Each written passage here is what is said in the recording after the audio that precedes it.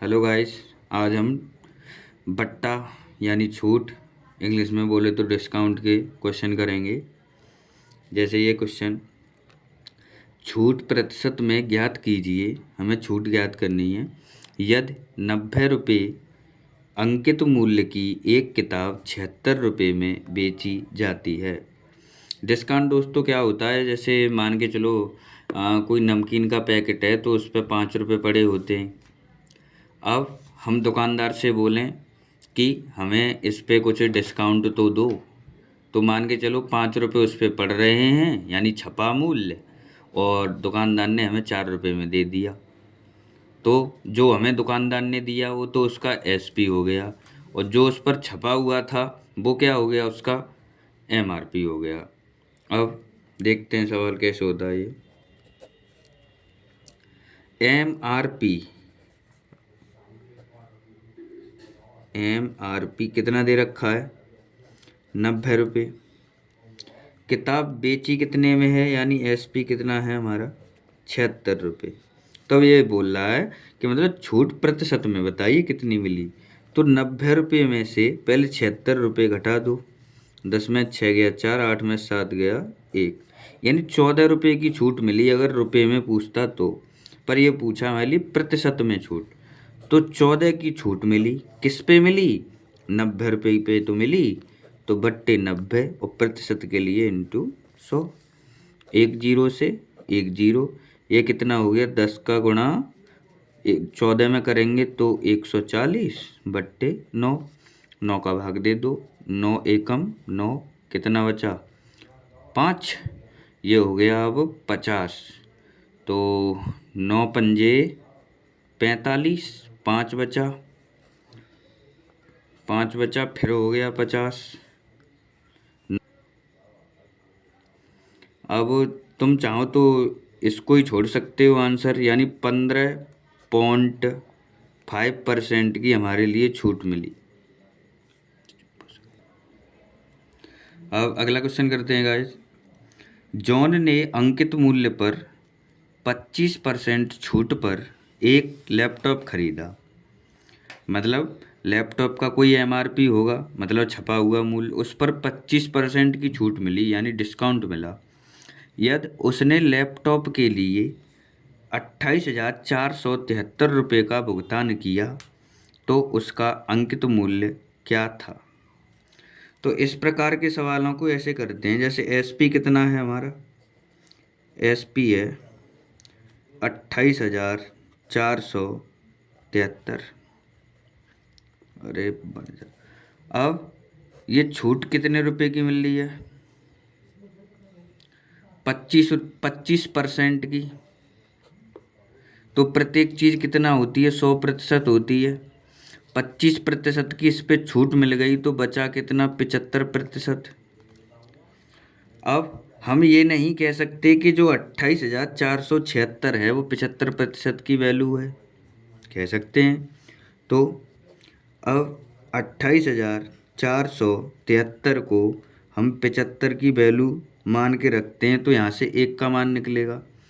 पूछ क्या रहा था, मतलब एमआरपी अंकित मूल्य, अंकित मूल्य कितना है टोटल, 100%।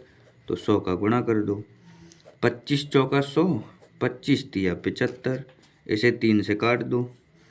3 नम्मा 27, 14 हो गया, 3 चौका 12, 27 हो गया, 3 नम्मा 27 और 3 एकम 3। अब क्या बचा, 4 का 94 91 में गुणा कर दो। 94 91 में 4 का गुणा मार दो। 4 एकम 4, 4 नम्मा 36, 3 कैरी, 4 चौका 16, 3 19, हासिल लगा 1, 4 नम 36, 1 37। यही दोस्तों हमारा क्या आ गया, एमआरपी आ गया। और इसमें ऑप्शन 37,964 कहाँ गया कहाँ गया कहाँ गया, ये गया 37,964 डी ऑप्शन। अब गाइस अगला सवाल करते हैं हम। किसी वस्तु का जोड़ा 37.40 में 15% की छूट के साथ खरीदा गया। प्रत्येक वस्तु पर कितनी कीमत अवश्य ही लिखी जानी चाहिए। तो गाइस ये करना है सवाल हमें, इसमें दे रखा है यानी 37 रुपये 40 पैसे में 2 वस्तु खरीदी गई हैं हमारी। तो सीपी कितना दे रखा है इसका 37 40, मतलब जिसने खरीदा है उसके लिए तो ये सीपी है, पर जिसने बेचा है उसके लिए एसपी भी तो है। तो 15% की छूट दी गई है इस पे। प्रत्येक चीज़ 100% होती है, 15% की छूट देंगे तो ये कितना हो गया 85%। तो हम ये नहीं कह सकते ये 85% की वैल्यू है। और निकालनी कितने की है हमें, ये कह रहा है कीमत अवश्य ही लिखी जानी चाहिए प्रत्येक वस्तु पर अलग अलग। तो पहले 100% की वैल्यू निकालेंगे। तो पॉइंट हटाओ, नीचे 2 जीरो बढ़ाओ, 100 से 100 काटो, 17 पंजे 85 और 5 सत्ता 35 और 5 चौका 20 और 5 अट्ठे 40। 17 से काट दो, 17 चौका 68 और 17 चौका 68। अब कितना आ गया हमारा आंसर 44 आ गया, यानी टोटल एमआरपी आ गया। वस्तु कितनी थी 2, तो इसमें 2 का भाग दे देंगे, 2 दूनी 4, 2 दूनी 4, 22 रुपये एक वस्तु पर पड़े होंगे। इसमें ऑप्शन ए सही है। अब गाइस अगला क्वेश्चन करते हैं हम। एक वस्तु को 26,000 में 35% की छूट पर बेचा गया। यदि छूट 15% होती तो विक्रय मूल्य ज्ञात कीजिए। तो पहले एसपी कितना है, कितने रुपए में बेचा जा रहा है 26,000 में। छूट का मतलब ये परसेंट बनाते हैं तो 35% की छूट, 35 घटा दी तो कितने बचे 65%।